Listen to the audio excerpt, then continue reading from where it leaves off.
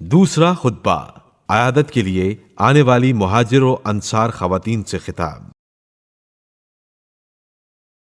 جب جناب سیدہ علیہ السلام کی بیماری نے شدت اختیار کی تو مہاجرین و انصار کی عورتیں عیادت کے لیے آئیں اور انہوں نے آپ علیہ السلام کی مزاج پرسی کی تو رسول زادی کے دل کا درد ان الفاظ میں ظاہر ہوا: خدا کی قسم، میں نے اس حال میں صبح کی ہے کہ میں تمہاری دنیا سے بیزار اور تمہارے مردوں سے ناراض ہوں۔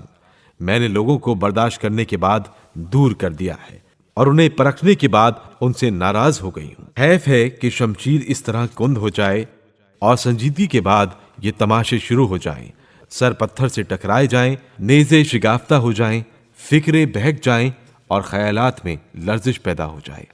ان لوگوں نے بہت برا انتظام آخرت کے لیے کیا ہے کہ خدا کو ناراض کیا ہے اور ہمیشہ عذاب میں رہنے والے ہیں۔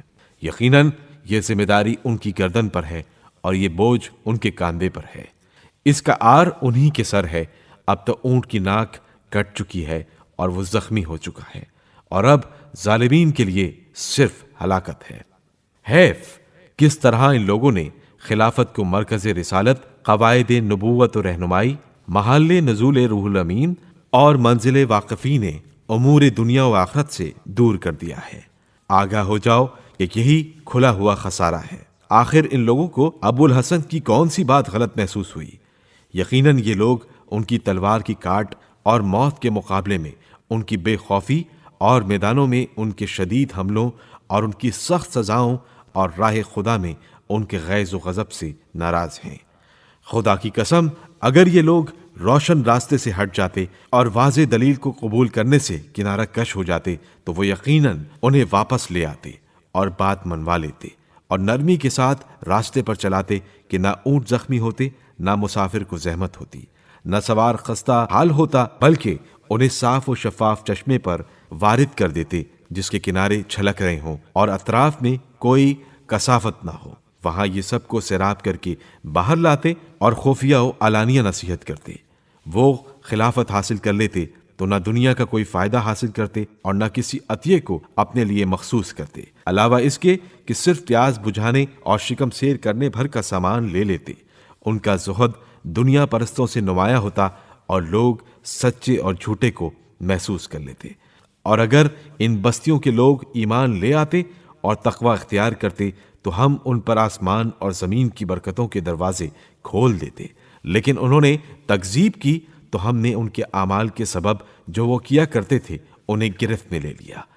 اور ان میں سے جنہوں نے ظلم کیا ہے ان قریب ان پر بھی ان کے برے اعمال کے وبال پڑنے والے ہیں اور وہ عاجز نہیں کر سکتے۔ آگاہ ہو جاؤ، آؤ اور سنو، اور جب تک زندہ رہو گے دنیا کے عجائبات دیکھتے رہو گے، اور سب سے زیادہ عجیب تو ان کے اقوال ہیں۔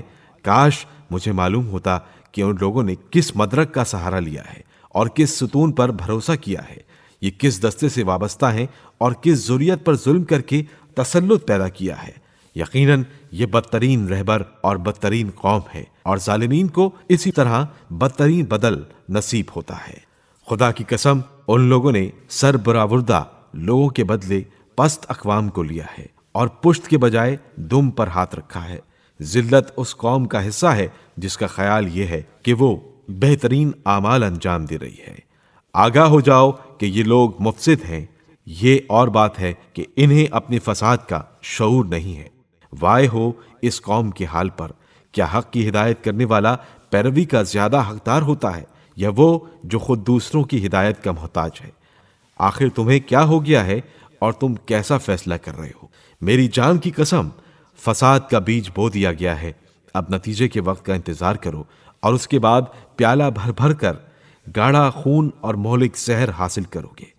اس وقت اہل باطل کو خسارے کا احساس ہوگا اور بعد والوں کو معلوم ہوگا کہ پہلے والوں نے کیا بنیادیں قائم کی ہیں۔ جاؤ اپنی دنیا میں عیش کرو اور اپنے دل کو فتنوں سے مطمئن کرو اور بشارت حاصل کرو کہ عنقریب کاٹنے والی تلوار اور بدترین ظالم کے حملے، ہماگیر، حرج مرج اور ستمگروں کا ستم سامنے آنے والا ہے، جو تمہارے واسطے حسرت کا موقع ہوگا کہ تمہارا انجام کیا ہوگا، اور تمہیں اس کی خبر بھی نہیں ہے۔ کیا تمہیں زبردستی اس بات پر آمادہ کر سکتے ہیں جسے تم ناپسند کرتے ہو۔